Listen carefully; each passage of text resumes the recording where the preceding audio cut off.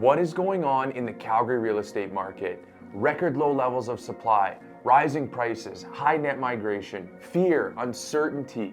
So in this video, we're going to be giving you a full Calgary market update as of March 2024. If at any point in this video you get some value, subscribe to our channel as we're releasing new content on a weekly basis. And if you're a buyer or seller that has some questions about the market and wants to get more educated, please connect with us using the link in the description below. Let's get into the video. So to start things off, we're going to be reviewing the Calgary market statistics. Now these are released from CREB, which is the Calgary Real Estate Board. And on the first of every single month, they're going to release the stats from the previous month.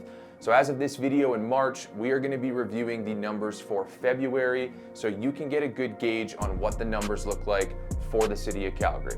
So I'm going to jump on my screen here so you can follow along. So if we look at these numbers for February 2024, we can see that those sales are up 22.8% year over year. So this is February from last year. So we've seen an increase year over year and also year to date relative to February. New listings from last year are up 13.6%. So that's actually a good sign. We've seen a little bit more inventory come on in February relative to last year, knowing that last year the supply levels were still really low. The total residential price is at $585,000. Now that is up 10.3% from last February. So again, we've seen some good gains of a 10% increase. And another noteworthy stat is our inventory is down 14.2% from last year. Again, this is huge. The sales have gone up because there's so much pressure on our supply, but the inventory is continuing to drop and we're 14% lower from last year. Another noteworthy stat to review is the detached price is up 13.2% from last year, up to $721,000. Now that's still a lot more affordable than some other major metropolitan markets like Vancouver and Toronto, but our prices are starting to climb and a 13% increase is pretty substantial from last year. Our semi-detached price is up 12.7%, and that's at $639,100. So we've seen some heavy rises in that semi-detached market as well. Our row price is up 18.8% from last year. This is significant. These are townhouses that people had bought a year ago, and they're up almost 20%.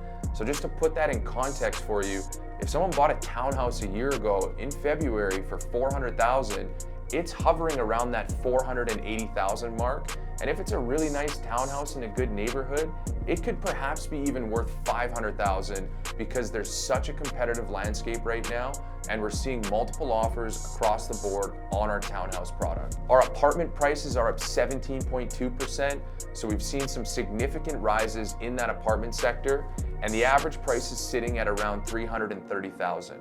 We've seen some healthy gains year over year, and if you watch one of our previous videos on apartments, you can see why the apartment sector has risen so much. Relative to before, our apartment sector was struggling quite a bit. And the last staggering stat is our months of supply. We are down 30.2% year over year, sitting at 1.1 months of supply. We are in a very strong seller's market and prices are on the rise. Next on our list is we're going to be covering the Bank of Canada interest rates and what is going on. If you guys watched one of our previous videos, you know that the Bank of Canada held their overnight rate at 5% for the last 5 or 6 months. And we're gonna dive into an article on my laptop so we can share something from the Bank of Canada so we can get a little bit of a better idea as to what is happening in that rate market. So if we jump on my screen right here, the Bank of Canada maintains policy rate, continues quantitative tightening. Now this article was released on March 6th when the Bank of Canada announced that they were holding that overnight rate at 5%. The Bank of Canada today held its target for the overnight rate at 5%, with the bank rate at 5.25% and the deposit rate at 5%. The bank is continuing its policy on quantitative tightening. So again, it is still relatively difficult to secure a mortgage. We still have that stress test involved, which means you're actually qualifying at a higher rate than that policy rate. If you have any more questions about this, feel free to reach out using the link in the description. Global economic growth slowed in the fourth quarter. US GDP growth also slowed but remained surprisingly robust and broad-based, with solid contributions from consumption and exports. Euro area economic growth was flat at the end of the year after contracting in the third quarter. Inflation in the United States and the Euro area continued to ease, Bond yields have increased since January, while corporate credit spreads have narrowed and equity markets have risen sharply. Global oil prices are slightly higher than what was assumed in the January monetary policy report. Now, one noteworthy thing to discuss is the Bank of Canada is holding that rate because it's going to create a lot of pressure on our already low inventory market in a lot of markets in Canada. CPI inflation eased at 2.9% in January as goods price inflation moderated further. Shelter price inflation remains elevated and is the biggest contributor to inflation. Underlying inflationary pressures persist. Year-over-year and 3-month measures of core inflation are in the 3 to 3.5% range, and the share of the CPI components growing above 3% decline, but is still above the historical average. The bank continues to expect inflation to remain close to 3% during the first half of this year before gradually easing. Now, what that means is as inflation gradually eases, it's expected that the Bank of Canada is going to bring that interest rate down into that 4.75 range once inflation settles down. I've talked about this many times before. When that happens, it is going to be a bloodbath because more buyers are going to be able to enter the market, they're going to have more purchasing power, and that will continue to create pressure on our record low levels of supply. Now, what you want to be aware of is the next rate announcement, which is going to happen in April, because this could have an impact on your purchasing power, it could have an impact on the price of your home if you're looking at selling, and many other factors contributing to the economy. The next scheduled date for announcing the overnight rate target is April 10th, 2024. The bank will publish its next full outlook for the economy and inflation, including risks to the projection in the MPR at the same time. And we will do an updated video for you guys in April, letting you know what happened in the month of March for the Calgary real estate stats. And we're also going to review that Bank of Canada interest rate as it gets reviewed on April 10th. Next on our list is an article released by the Calgary Herald. This was in the new year on January 2nd, so it's a couple months old, but there's some good key points that I want to cover in this article from the Calgary Herald. So Alberta economic growth to slow in 2024 after leading provinces last year. Let's get into the article. Alberta is expected to see its economic growth slow in 2024 after faring well last year compared to other provinces. But a reduction to the Bank of Canada's benchmark interest rate may provide a countrywide boost later this year, according to a new report by Deloitte. The firm's newest Canadian Outlook report, slated to be released next Tuesday, states that after Alberta's projected country-leading 2.6% GDP growth in 2023, largely thanks to a resurgent energy sector and population growth. So our oil and gas prices are doing good. We've seen that net migration continue to occur, which is boosting that population growth, which is having a good contributing factor on our economy. The province is likely to see that figure drop to 1.2% this year as inflation and elevated interest rates continue to take their toll on household finances. Groceries cost more, gas costs more, mortgage payments cost more. This is having a big impact on our economy as a whole and the Canadian. Now, this is an interesting point as well.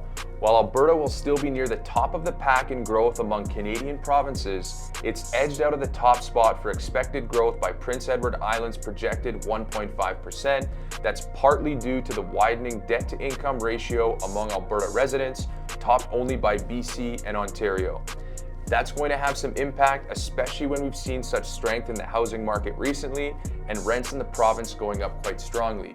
If you are a renter right now and you've been renting for the past 2 to 5 years, you've probably noticed that your rent payments have gone up significantly. And one of the reasons for this is A, supply and demand, there's just not enough product out there. But B, the mortgage holder who owns that investment property, their payments have gone up significantly due to the rate increases, and they can't hold an investment property at a discount where they're losing money.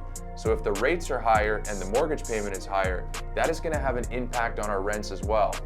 One thing to note with this is if you are an investor looking to get into the Calgary real estate market, our rents are at an all-time high, and you can cash flow on quite a bit of product if you have the right real estate partner and you know what you're looking for.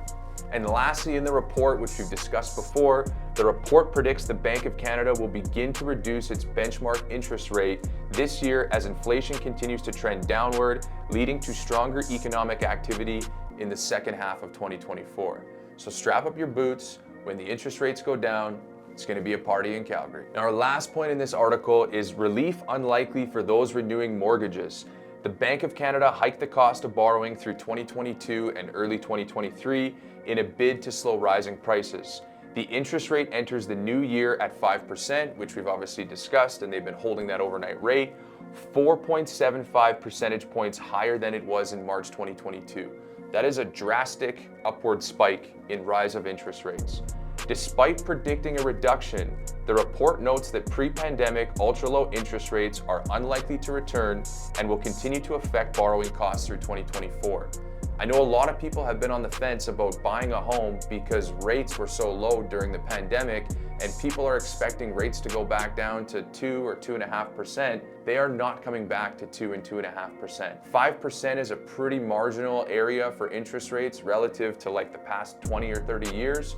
And if you're looking for rates to get down to 2% and you're waiting on the fence, it's not going to happen. Those are going to be at a substantially higher rate as we've moved through a couple of years of rate increases. People who are being impacted were taking on those first mortgages at pretty low rates.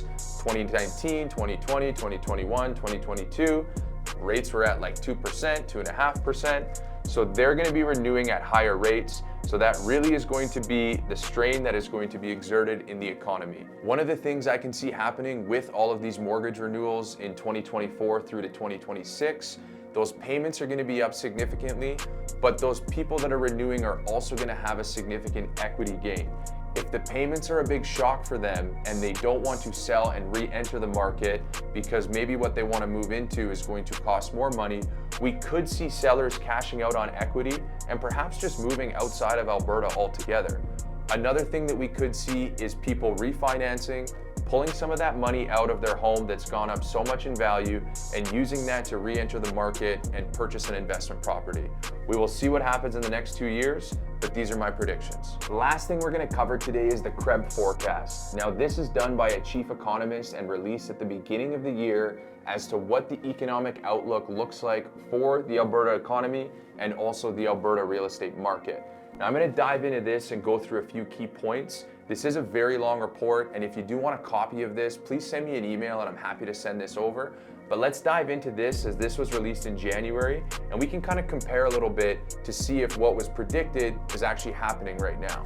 So the first thing, I'm not going to go through the entire report, but looking ahead to 2024, migration is expected to slow but remain robust enough to sustain relatively strong sales in our market. Now, migration has slowed down a little bit, but it's still extremely high relative to previous years, and The Economist was correct because it has sustained really strong sales in our market. Next is the economic summary. The province is expected to outperform most others primarily due to the resilience of its energy sector. Now, in our previous point, obviously Prince Edward Island takes the cake on that right now, but we are still leading the Canadian provinces due to our energy sector. Now, one of the forecast risks that The Economist went over, the new home sector has responded to the recent rise in migration, but ultimately the level of construction will have to be more in line with the migration figures before we see a substantial adjustment in supply. Ultimately, we are not constructing enough homes to account for the level of migration that is happening, and until permits get pushed through quicker, builders build more homes quicker, we are going to continue to face a crunch on our levels of supply. In previous years, when you would take a client to a show home to look at new construction, there was always lots of lots available and product and selection. Now, even when you go to the builder, they have wait lists on new lots that are going to get released. Prices are continuing to climb as the phases grow, and there is also a crunch on supply with our new home starts. If we look at the forecast for the rates with the Bank of Canada, the elevated rates successfully reduced inflation by 3% by the close of 2023. Obviously, that was why they increased the rates in the first place. And if you look down on my screen here, the target rate forecast, so the Q1 forecast was 5%, which was accurate. They held their rate at 5%. Q2, they're expecting 4.75%, Q3, 4.5%, and Q4, 4%. If we get down to 4% in the end of Q4 and our supply remains where it's at right now, I promise you it's going to be a bloodbath and prices are going to go bananas. Another point to cover is housing supply, new home and rental impact, anticipated to persist throughout 2024. Rental demand remains strong as migrants arriving in the city require housing. We have had a lot of people come here from Ukraine and other countries into Canada and Calgary specifically, and that has also created pressure on our rental market. And one of the reasons we've seen such a shift in our supply for rental properties and those rents continue to climb. Overall, a summary with the City of Calgary. While there were signs of improvement in new listings toward the end of the year, this was back in 2023, they materialized later than anticipated. This delay contributed to the persistence of sellers market conditions, which we're currently experiencing throughout the year, leading to higher than expected price growth. If you watch the previous point, we can see our row housing going up 20%, our detached price at $720, and those prices continue to climb.